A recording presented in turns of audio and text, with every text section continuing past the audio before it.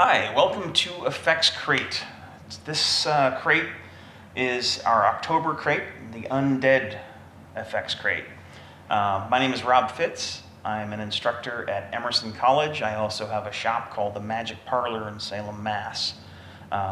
Here we have Paul Kerr, and he is one of the masterminds behind Effects Crate. And we're going to be doing makeup on him to torture him and cover him in goo, which will be a lot of fun too. In today's crate, or this month's crate, we have,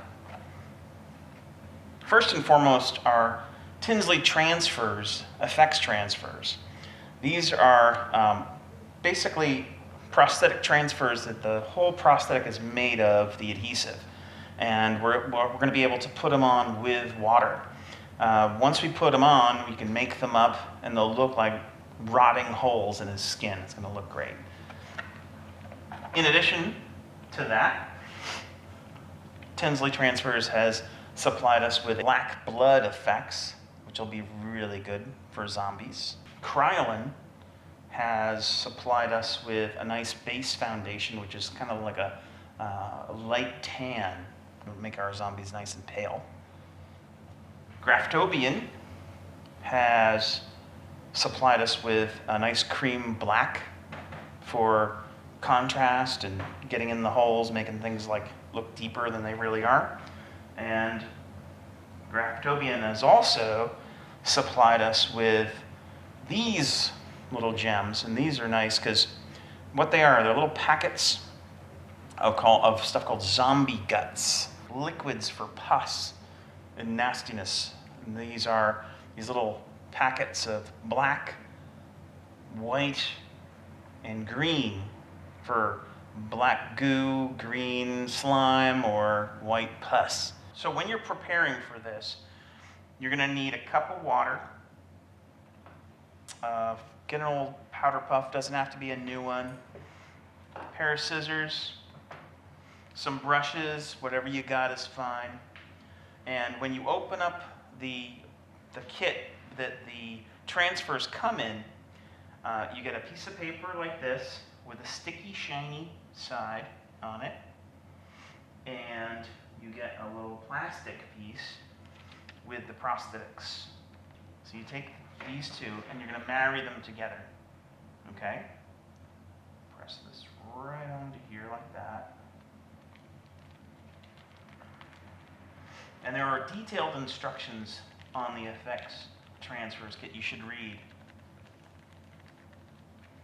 And now, you make it look just like that, right? Press it all together. Now there are 4 pieces here, 4 separate ones. This piece, that, and that. What you're going to do is you're going to cut around them, right? With your scissors.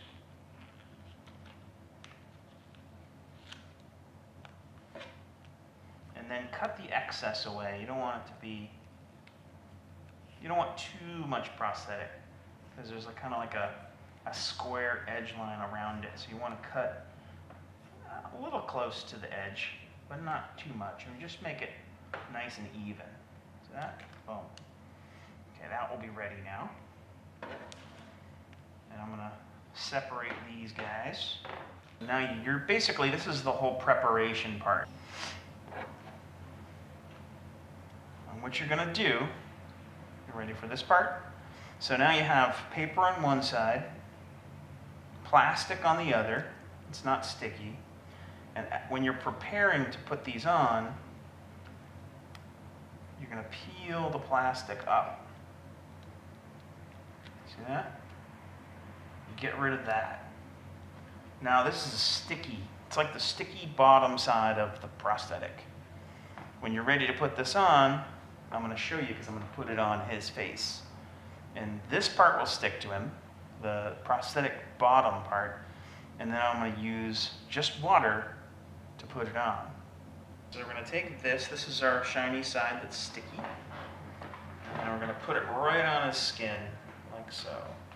And you're going to notice that it sticks right there, because it's all made of glue. And then you're going to take your powder puff that's now wet, and And you're just going to press it on. When you press that on, the paper is going to saturate, and you're going to be able to peel it off.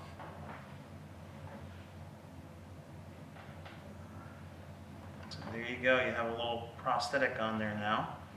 And you can use, you'll see a tiny edge line because there is one, but once you get it on there, you can use your makeup and a little bit of alcohol, and you can make that really nasty and deep, but we're gonna get into that next. Let's lay all the prosthetics down before we do the makeup.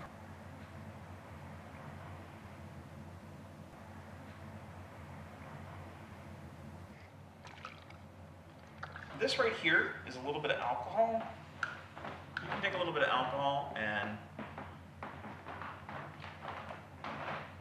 kind of blend the edges a little bit.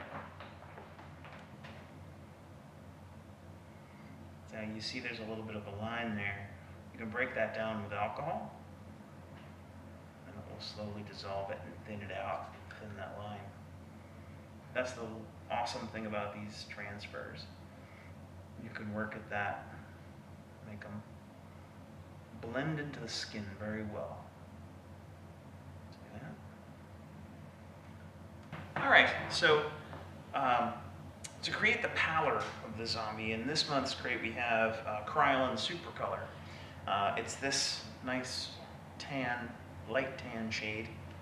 And what I'm going to do is I'm going to take all the reds out of Paul's face and make him look more zombie-like. We don't want any. Don't want him to look alive, you know.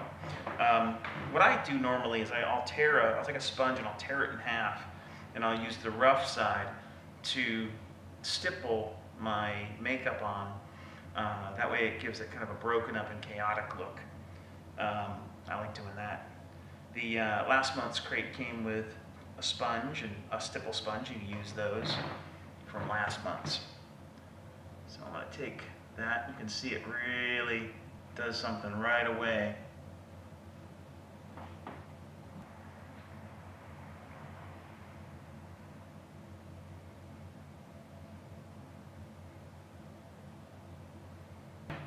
And with our black cream foundation from Graftobian, you can start working on getting into the wounds and stuff and start creating some depth. You don't want it to be too even, you know? You want it to look like these holes in his skin are nice and deep.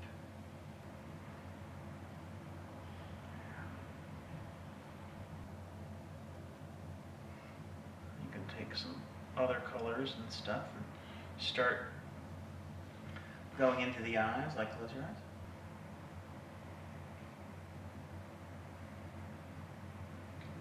Blend it with your sponge a little bit. Be sure to get right in those low points where you're gonna really see the depth in a person's face. Right in the eye sockets, the temples, under the eyes. So in the trauma crate, last month, you got this Graftobian Severe Trauma Wheel. This is great to add to your repertoire of colors, so you can kind of create more dimensions here. I'm going to use that to get in here and do some more damage. Always use different tones, create more dimension in the makeup.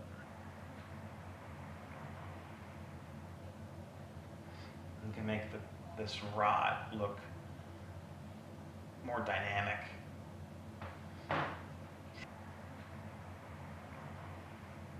And then you can also say you don't like it, say you think you went too far, you can always use another layer of the makeup your foundation to kind of create some depth to it.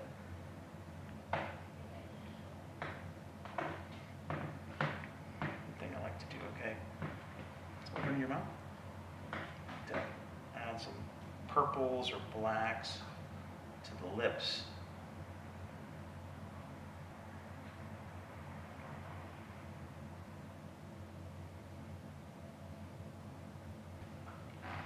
I'm gonna start messing with some of this stuff because this was fun.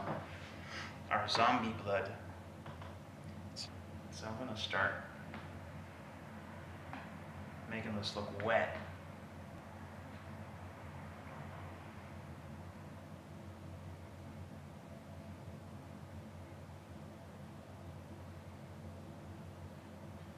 Now you don't wanna, if you like what you've done, try not to cover up your work with blood. So that's the case where the blood is sometimes too much. Get this right in there.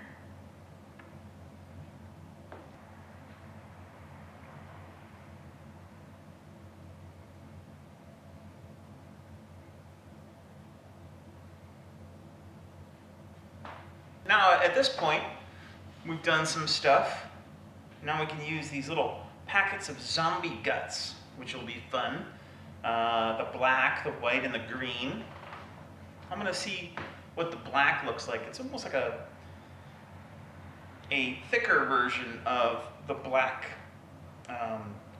zombie blood. Ugh. Oh yeah, that's nice.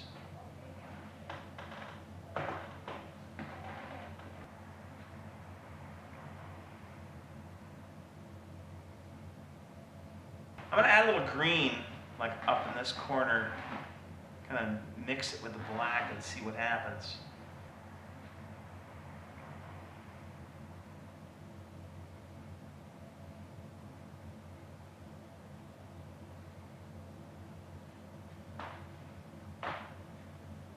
If you go to your local supermarket, in addition, you can kind of enhance what you're doing with this makeup to the next level, per se. And you get a little bit of black food color. Take a couple of drops of this. We're going to put it in our subject's mouth. That's really the icing on the cake in a makeup like this. When you're doing something as extensive as this, you have to worry about cleanup. Soap and water and a lot of scrubbing will take this off. If you have some spirit gum remover, it will help peel it off and everything else, or you can use some alcohol. Just don't get it in your eyes. Take a hot towel that's damp and heat it up. Or you could heat it up in the microwave, or however you want to do it, and that will help steam this makeup off really nicely. And then you can just peel them right off. They're really simple, and a nice hot shower will fix everything. Surprisingly, I want to thank the Black Veil Tattoo Shop in Beverly, Mass. for allowing us this amazing space. It's an incredible Gothic tattoo shop. And our friend Paul here for subjecting himself to our horrific makeup. Yeah, that's basically it for this crate. We'll see you next month with another fine